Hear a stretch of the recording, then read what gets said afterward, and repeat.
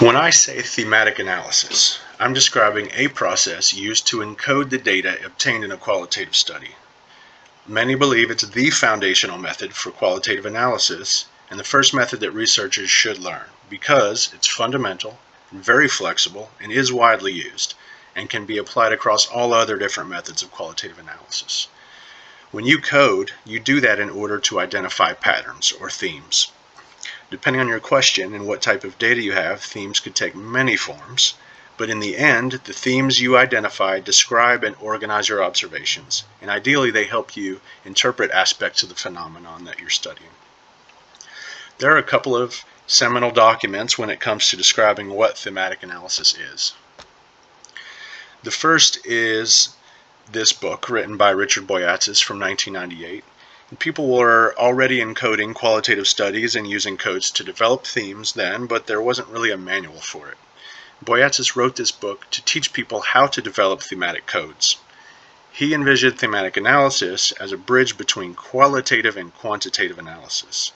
This is how a qualitative researcher could translate their observations and have something to apply statistics to if they wanted to, or how a quantitative researcher could incorporate measures of behavior or open-ended forms of information collection into their designs. But he didn't think of it as a distinct analytic method necessarily, more of a general way to approach coding. As far as thematic analysis as a discrete process, Braun and Clark produced this article in 2006. They've since written many articles and chapters about thematic analysis and qualitative analysis in general, but this is the most cited when people are talking about the method. It was the most cited article from that year and by now has over 100,000 citations. And I refer you to this paper as the authoritative source on how to do a thematic analysis in terms of a guideline. Before you set off on doing the steps of thematic analysis, there are some decisions to make to help you build your themes. Are you doing an inductive study where you're trying to develop a theory potentially, or deductive where you're maybe supporting an existing framework? It depends, but knowing this shapes how you code and what type of themes you're trying to develop. What's your epistemology? Because that guides what you can say about your data and how you theorize meaning. If it's an essentialist analysis, for example, maybe you're interested in individual psychologies versus a constructionist analysis, which is going into socio-cultural context and conditions to shape your themes. Next, do you want to describe the entire data set with your themes, maybe losing some depth and complexity, or do you want a detailed and nuanced account of one particular theme or a group of themes maybe? Do you want semantic themes, analyzing the data mainly on the surface, or latent themes? What's the underlying idea or assumptions in that data, requiring more interpretive work? And finally, what counts as a theme? How big does it have to be in the data? How prevalent? How important in relation to the research question in order to count as a theme? There are no concrete rules about any of these things. They're just considerations. They're things you have to think about.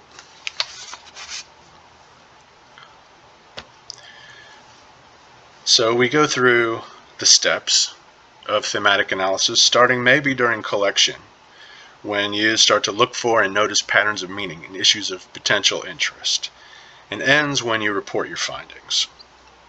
It's not necessarily a linear process because you can proceed up and down the steps as needed, but there is a set of steps.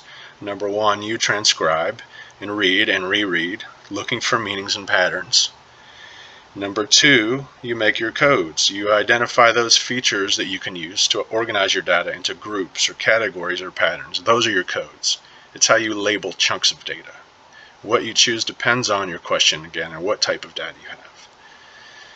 And then you sort those codes into themes. Think about how different codes can combine to form more overarching themes. And then you review those themes, you refine the themes, see if they work in the context of your data. One, at the level of each coded chunk of data, and two, in relation to the whole data set. Do you need to merge them or morph them or rework them? Are they representative? Are you overlooking any codes? And then you define and name. You identify the essence of what each theme is about in a couple of sentences. Finally, you write up your report. Once those themes are fully worked out, you tell the story of your data. You make your argument, using examples from the data to support your arguments. And of course, then again, you can pass back and forth as needed during your process. And a good thematic analysis will have these features. And mainly the chart just says do a good job on your thematic analysis, but I want to bring your attention to some specific points, which are the authors ask you to give equal attention to all your codes during thematic analysis. Consider all your codes. Be inclusive. Consider all relevant extracts or pieces of data when you're building your themes and you're doing your analysis. They want you to have a good balance between your narrative of your analysis and the extracts you use to support that narrative. To be explicit about your assumptions made. To be consistent between your methods and what you report. And then, as always, they like to highlight that developing themes is an active process. Themes don't just happen. They don't emerge from the data. They're not intrinsic to the data. They happen as a result of the researcher doing an analysis. The authors do list some pitfalls in their article, mainly having to do with what they view as weak analysis, when the themes don't really work or they fail to capture the majority of the data. Their themes need to be coherent and internally consistent and not overlap too much. You want them to provide a rich description and using strong supporting data again.